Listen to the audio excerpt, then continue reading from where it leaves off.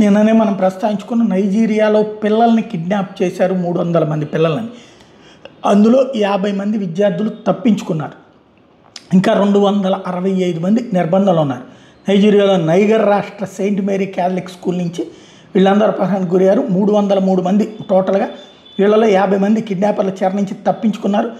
తప్పించుకున్న వాళ్ళందరూ 10 నుంచి 18 ఏళ్ల లోపు వయసు ఉన్నోళ్ళు.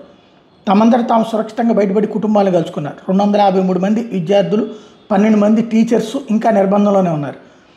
సాయుధులైన కొంతమంది దుండగులు మొన్న పాఠశాల మీద దాడి చేయడం, వాళ్ళని దీనికి బాధ్యులుగా ఇప్పటివరకు ఏ వర్గం నుంచి కూడా ఎలాంటి ప్రకటన రాలేదు. విద్యార్థులను కాపాడేందుకు అధికారులు గాలింపు చర్యలు కొనసాగిస్తున్నారు. నైజీరియా మూలమూల ప్రాంతాల్లో డజన్ల కొద్ది తిరుగుతున్న సాయుధ దళాలు డబ్బు కోసం తరచట్ల కిడ్నాప్లకు పాల్పడుతుంటే ఒక్కొక్క స్టూడెంట్కి ఎంతోమంది చెప్పేసి బేరం పెడతాయి. అట్లా అనేకం జరుగుతుంటాయి. ఈవెన్ మనోళ్ళు ఎవరైనా నైజీరియాలో ఉద్యోగం చేస్తున్నా ఏది ఒంటరిగా తిరగద్దని చెప్తారు. గబక్కని కిడ్నాప్ చేసి ఆ సంస్థ యాజమానుల్ని డబ్బులు డిమాండ్ చేస్తుంటారు వీళ్ళు.